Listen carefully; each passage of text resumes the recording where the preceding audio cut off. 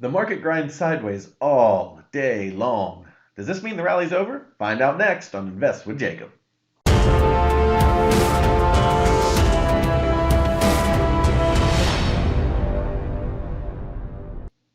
Man, that intro is intense. That stuff is it's like Game of Thrones investing. That stuff's coming at you hard. When I first got that, I was pretty happy with it, and now I'm kind of like, man, it's intense. But I'm gonna keep it. You know what? I'm the Game of Thrones investor, I guess. I don't know. You might also notice that I'm not wearing my most fancy clothes. I film these at night after the market's closed, and you're not gonna catch me in a three-piece suit like some Wall Street guy, because that's not me. I'm just a solid investor that wants to help you guys out. Anyway, welcome to the show. My name is Jacob Gabbard. This is Invest with Jacob. The market grind sideways today. Let's take a look at it. So right here we can see the day. So this was the run up, the big spike 2 days ago. And then overnight, I was wondering if we were going to gap up or not. We did not gap up. We in fact moved down, and then we came to our support level. So we're grinding in a channel right now. This is called consolidation.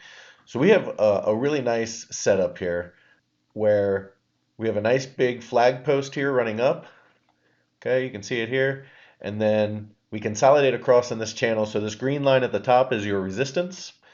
Trying to break through that to gap up and get to our next target, which is the market pivot. We'll zoom out and take a look at that in a minute.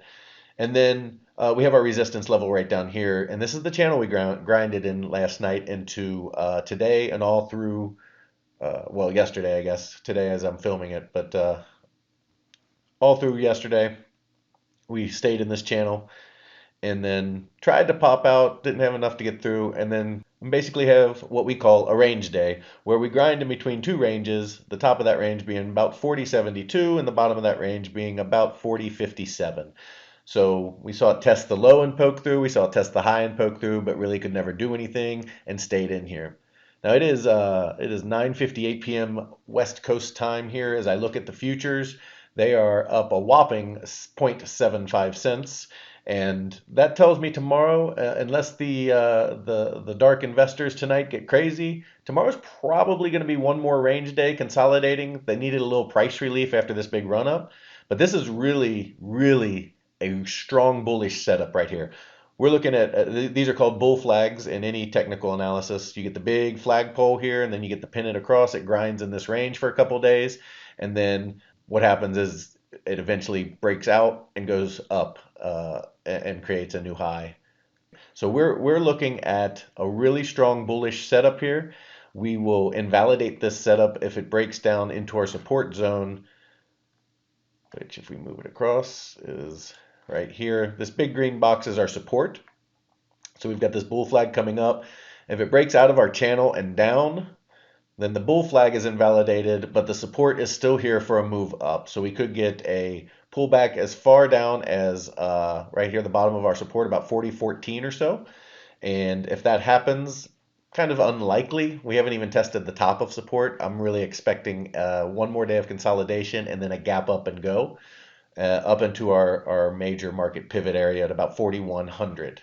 So tomorrow, I think we're looking at a range day where we stay in this range again.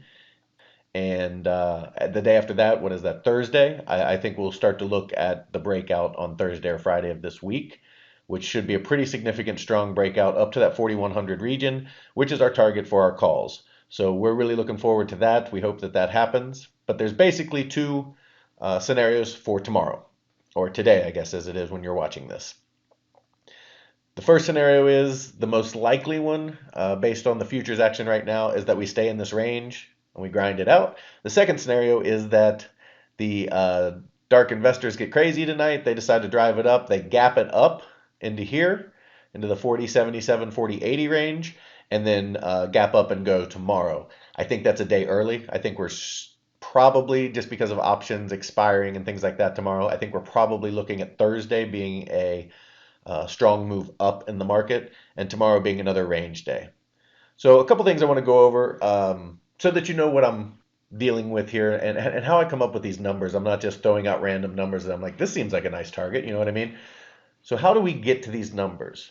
So we're going to switch over to our daily chart here. So here we are on the daily chart. And this is how we're going to decide where our wave 3 target is, so that you know that these numbers aren't just made up. They're not just something we throw out there. These are based on mathematical algorithms and Fibonacci numbers that give us our targets for our waves in Elliott Wave theory. Now, I know this sounds a little complex, but I'm going to kind of break it down in a very simple way here so that you can understand a little bit of what I'm talking about to get the idea of what we're looking at. So, Elliott Wave theory, we're going to come over here and use a tool. Elliott Wave says that an impulsive wave, which means an on-trend wave, so in this case we're in a bull market, we're going up, so you're going to have your 0 to 1, so you're going to have 1, 2, 3, 4, 5.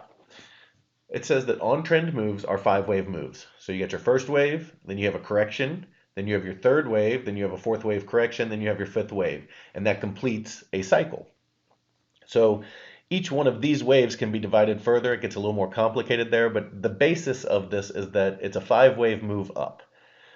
Once we decide or define rather what the first 2 waves of the movement are, we can then set the target for 3 because we know the Fibonacci extension for the 3 waves targets the 1.0 extension and the 138 extension.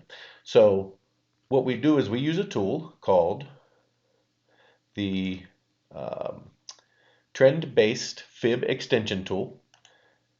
And we come down here and we define our 0 to wave 1, which is right here. We pull that down to our wave 2, which is right there, and we pull it across. And what you'll see is the 1.0 extension right here, where it's at 1, is 44.70 and 75 cents. So we put our wave 3 right on that line, straddling it, because sometimes you come up just short and sometimes you go a little long, but most of the time it's right around this number, 44.70, 75. So this is how we come up with our target for wave 3. And this is how we set our investments, right? So we know that once wave 2 is in place and we start our count up on wave 3, we should hit this target. So now that we have our target for wave 3, we can invest accordingly. And that's what I'm walking you through with this channel is when and where these targets are hit, what the support levels are, and how we can invest to make money like we're doing right now.